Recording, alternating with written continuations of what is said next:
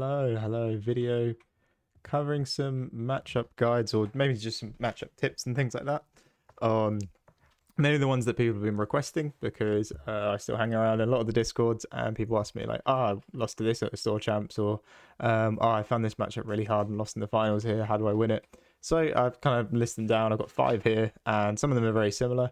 I feel Blurple, even when you're looking for specific cards and things, you end up kind of just doing the same game plan anyway. Of course, there are different things like there are like tips and optimal cards, I guess, to be looking for. If you're looking against like a Diablo deck, like Genies, Iagos, Elsas, like they're going to be a lot more important to you. If it's an aggro deck, maybe you want to get that bell down turn 1. Or if it's a control deck, you want to make sure that you have Hades at the right time.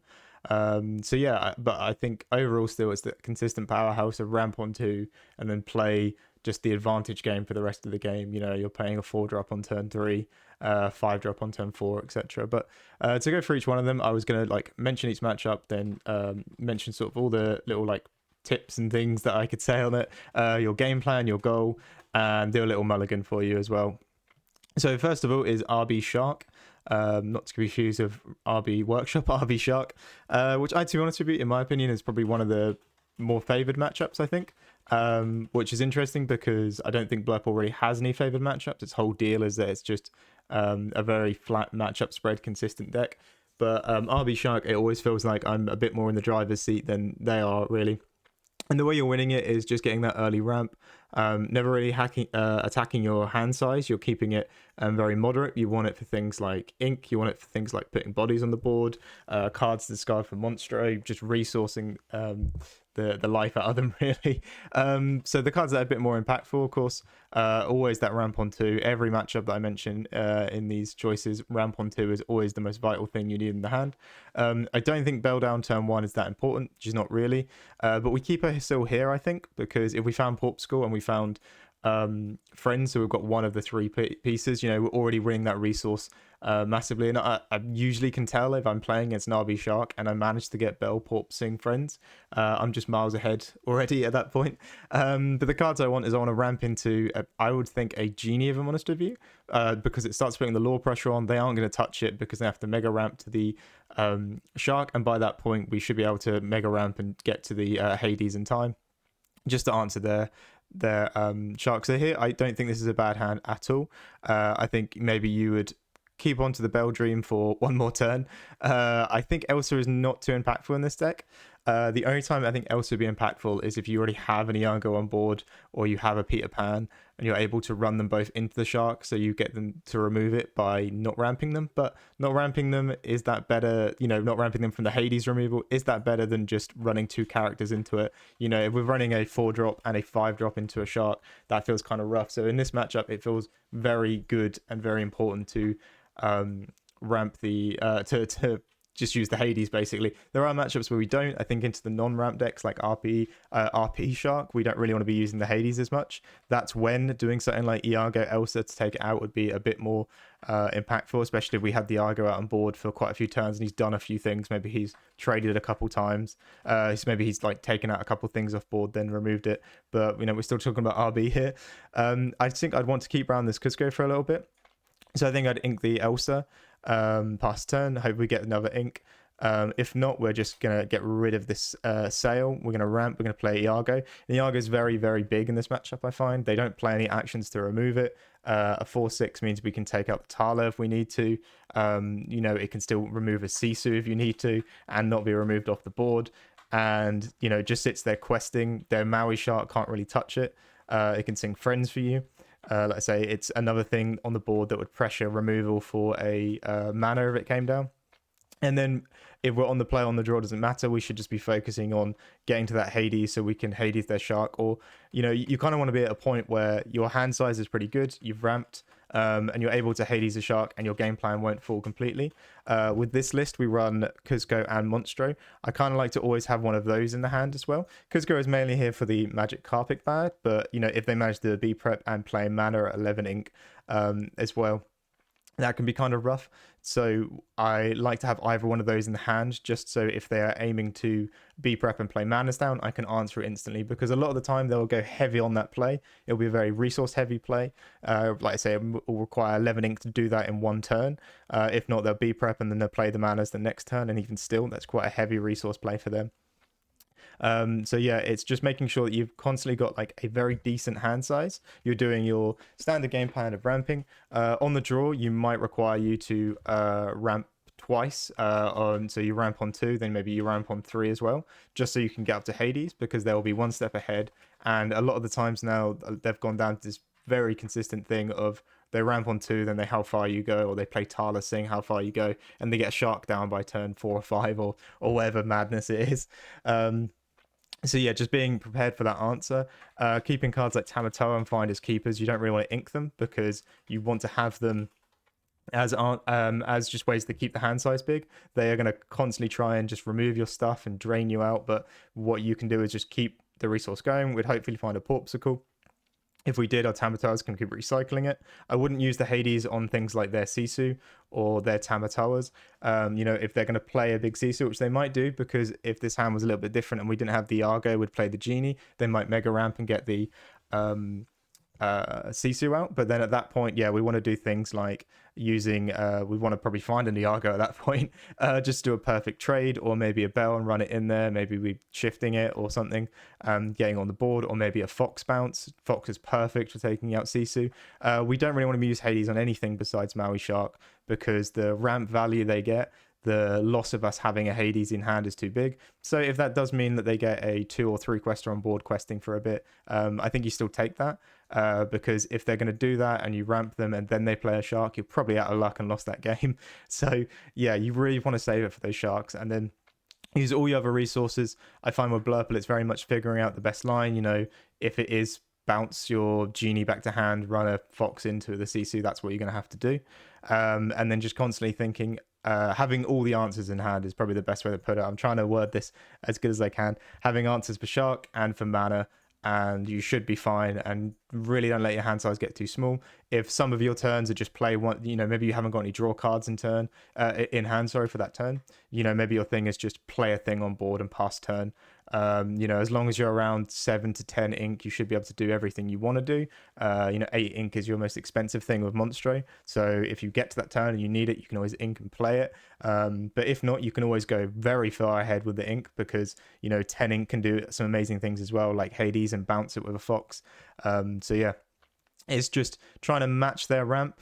Keep your ramp managed properly, keep your hand size managed properly, constantly sort of applying a bit of pressure with those Iagos, Genies, or Goats, and then always trying to have the answer in hand.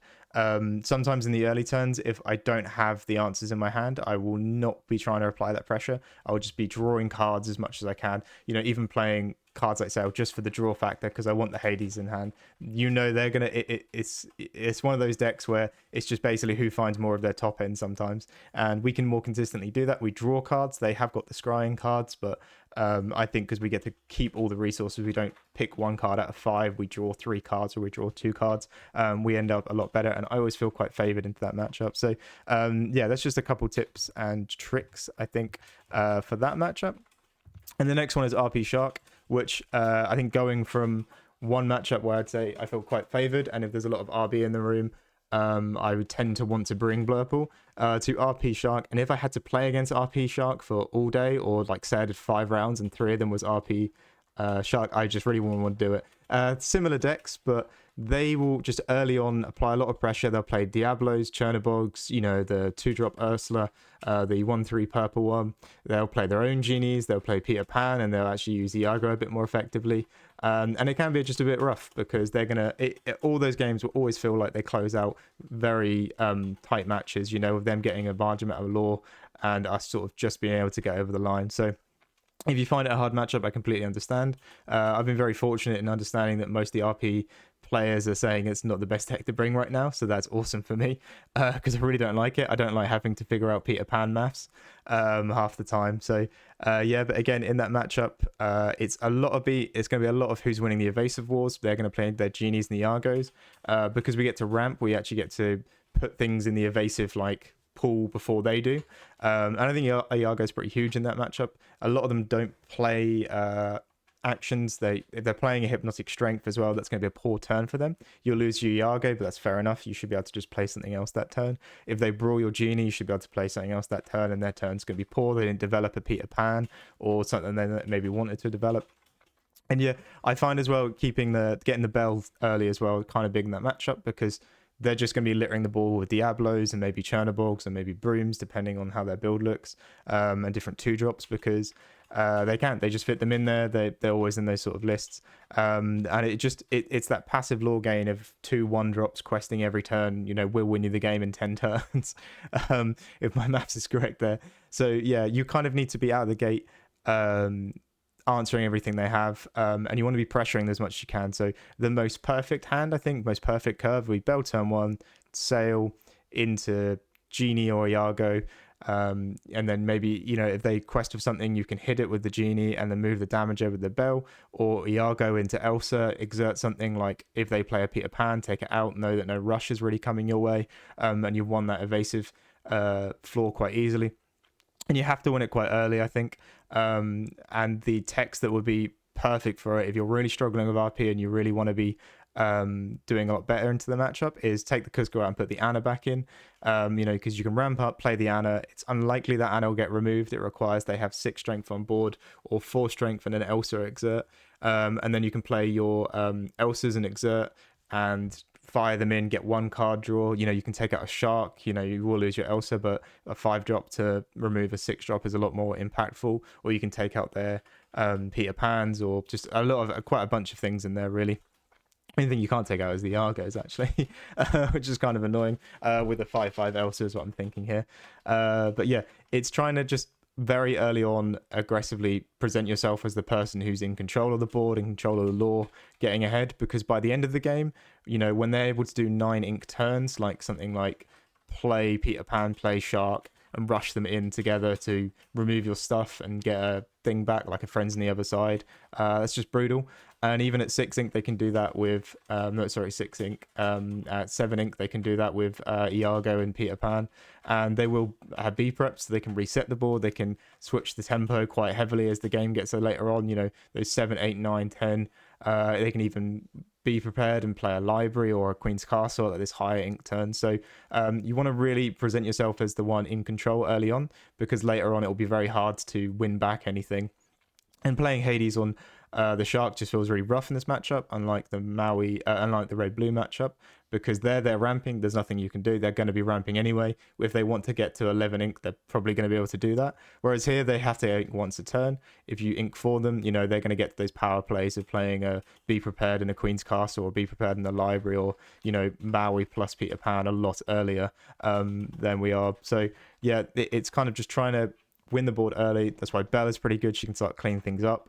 The 5-drop Belle as well for moving the damage around, keeping your characters alive. Iago into Elsa can delete pretty much everything in the game. That's 6 strength you're throwing at someone, and it all has rush, and you can exert anything that doesn't have wards. That's huge. And of course, trying to keep your hand size is pretty big as well. So that's kind of why I like Belle again. She can sing Friends. Of course, Belle is like the highest roll in the deck, but here we go. So we'll start with this hand. To say what I would keep. Of course, I think, because I feel a weak hand into this matchup does not win you the game. So I'm going to be looking for the best cards I can optimally find. So I can send it all back, and because the deck is so dense on 4-drops, and the likely chances I'm going to get Belle, and there's only 8 uninkables in this deck, so I'm not probably going to brick. Say that, and then yeah, we get slight looking brick hand. But this is not bad either. I think here, depending on what they play, if they were to play a Diablo turn 1, we could ink Sail, of course, because we've got 3 ramp options here. Hopefully we draw something else that we want to ink. Tipo, ink one of these Hades, which is going to sound rough, and I might get comments on that. And I'm only saying you get the Tipo out if they played a 1-drop, if they've played a Diablo or a Chernobyl, just so it can't sit there questing, and you can take it off the board. And then you play the Iago into the Elsa and take things out. If we maybe get a bit lucky and draw a Porpskull, I would maybe sail and play the Porpskull just for the resources, just to keep the hand alive. And yeah, the out of the gate is kind of rough. Your turn 1 is a bit bad, but if you can do ramp into Iago Elsa, delete anything they play. That's awesome, and you'll totally win the board at that point. It's very hard for them to fire anything back at you. And the only time I think I should probably cover when to use the Hades. The only time I'd really want to use them is maybe if I'm completely going for game and I'm at like 15 lore and I want to play like Hades into into the shark at this point, and then I'll play like a genie, or maybe I'm presenting 4 lore, 3 lore on board, and I win the game if I go bounce next turn. Or maybe I'm even at 17 lore, and if I play a Hades and I place that in the quest for 1, I present lore. That's the times when I want to use Hades. A 3/6 body on the board is very, very good, but the ramping your opponent feels rough because they get to these power plays of be prepared location, Peter Pan Shark a lot earlier.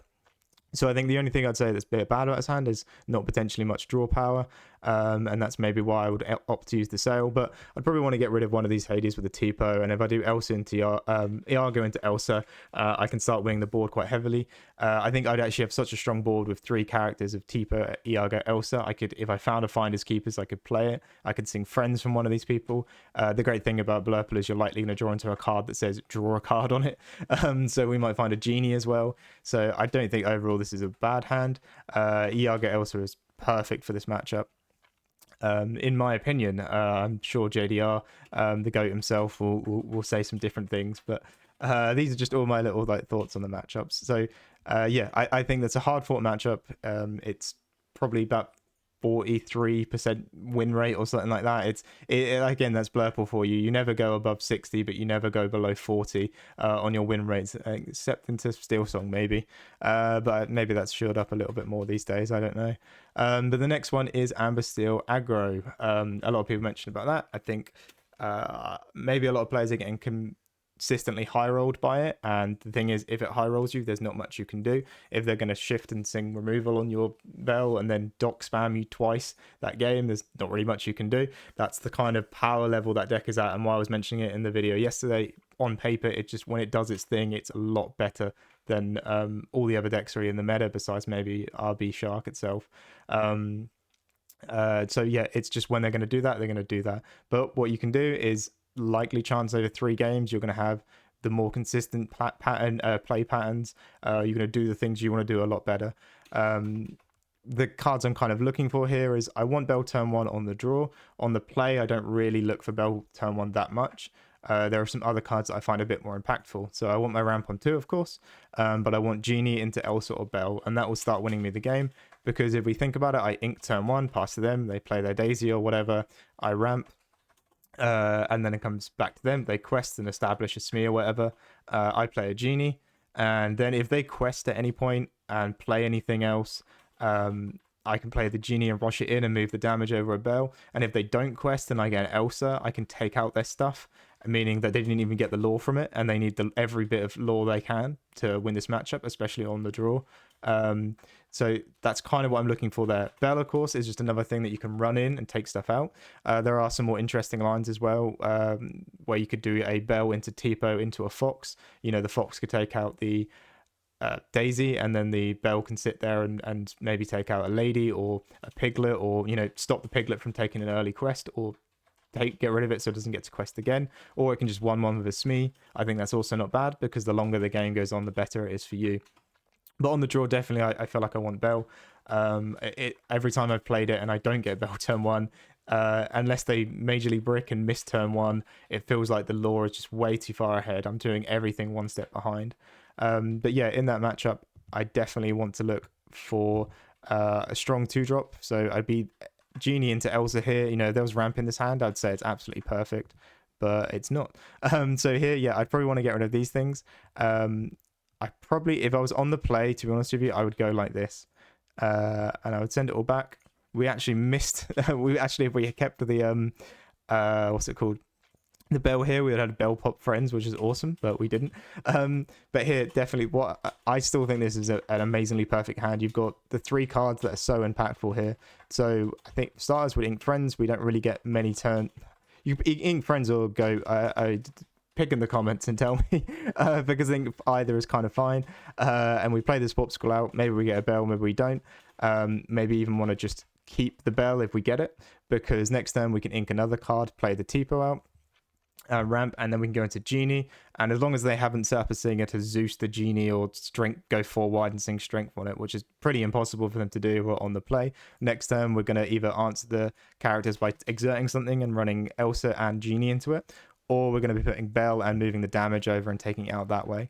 The turns where things can get a bit rough, of course, are versus if they get a Rhino shift very early. But you have to remember that Rhino is, if they've done Rhino 1 and then turn 2, they've shifted it, it's not going to be able to gain them that much lore. They've only gone 1 character wide at this point, and that character quest for 2. It's an impactful big character, and at that point, if they got that out, maybe we'd want to use this goat instead then, and it'd be a bit of a resource heavy turn, but we'd play Porp into Tipo, run the goat in, run the Tipo in if they haven't let the storm the Tipo, and then we can get to Elsa, exert like a Piglet or a Lady and take it out, and then move some damage from the Elsa to something else, and then we've got a 4/4 established, and it generally, in my opinion, ends up being a fairly good matchup for you.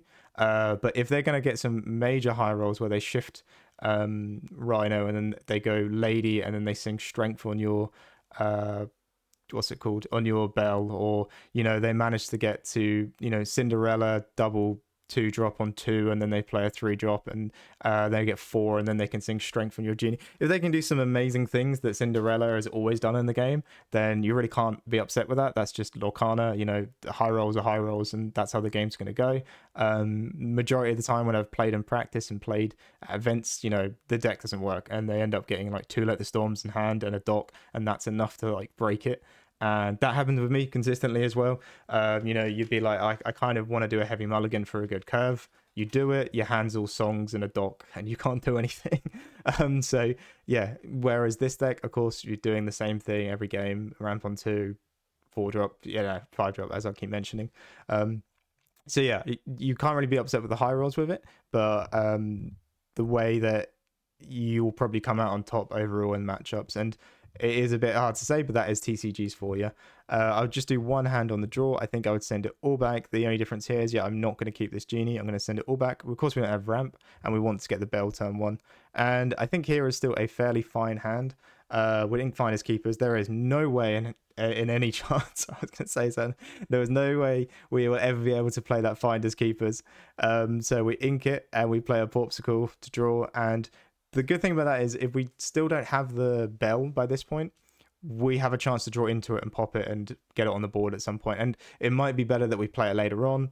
That's the point where, if we're playing a Genie and a Belle and we've gone 2 wide and there's like, oh wow, there's 2 threats now, I don't really know what to do. That could be quite impactful. So getting the Porp down turn 1 is awesome.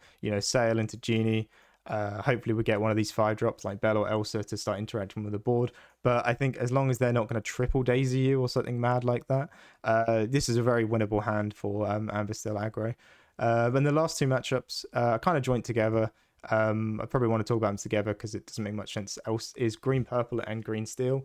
The Diablo decks. I think they both have pretty much the same game plan.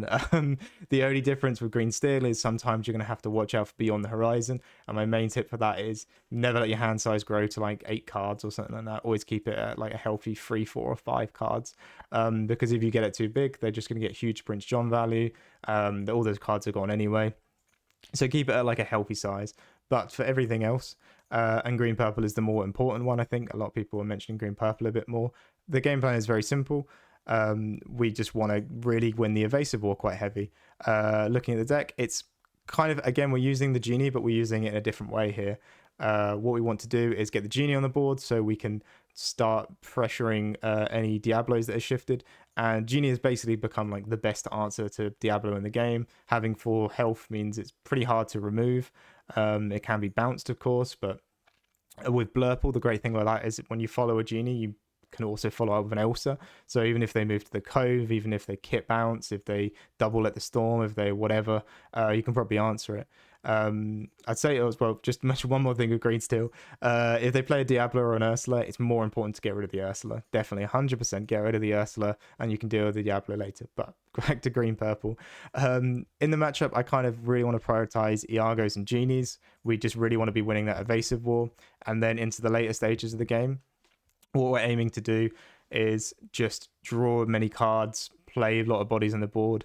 In this matchup particularly, I know Finders Keepers will draw you more cards in the long run, but I very much value what's it called? What's the old card called? Tamatoa, the 6-cost one, a lot more, because it's a body on the board, it quests for 2. It's another thing they have to Bruno or run characters in with a Cricky. There's just so much more there for them to deal with. So in this hand, it looks fairly simple for me. We keep a pop. They've got 2 pop scores and we've got a sail, so we'd send these back.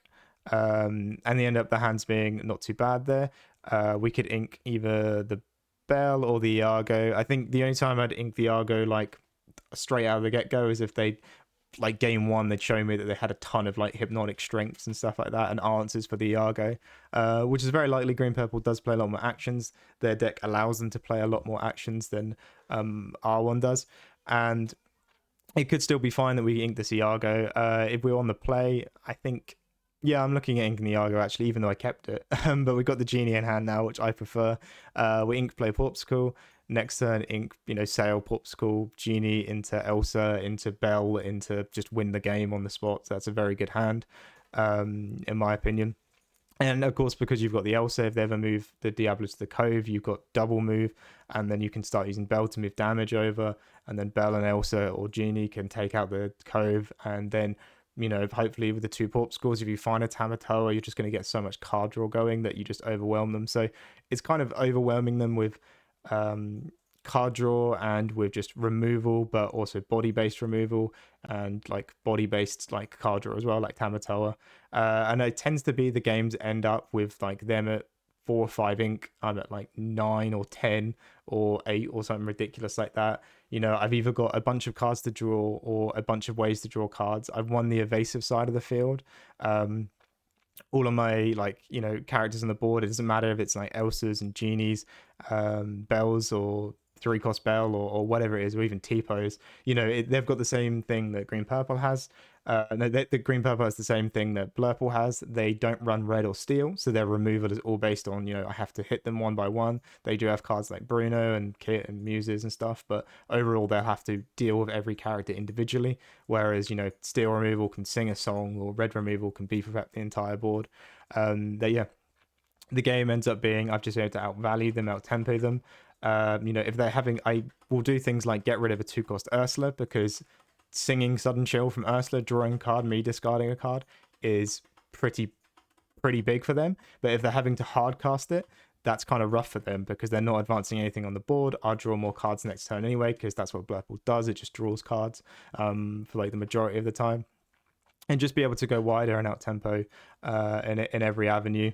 And that's just ends up how the matchup is. And then you can always finish it, pop for a Bell and play a Hades on their Cricky or something like that, and just keep going wide and go, look, there's board on game, and that I'm going to keep drawing card draw, I'm going to keep drawing removal, I'm going to keep drawing more bodies to put on the board. But the deck is still pretty good, and it's Lorcana, so if they're able to do something like shift Diablo, move Cove, sing, shift with a pull the lever, sing from Diablo, move to a Cove, and then play wrong lever on your Genie, that's going to happen. So the matchup is still very losable. I think a lot of Green Purple players, they don't like the Blurple matchup, because we get to those Genies and Elsas very early, and then like majority of the time we just draw a ton of cards. But overall it still felt very losable, probably a 50-50 matchup at best. Again, we're maybe a little bit more favored for the Blurple player. But tell me all the things I've said wrong if you like in the comments, and if anything's helped you though, that's awesome to hear.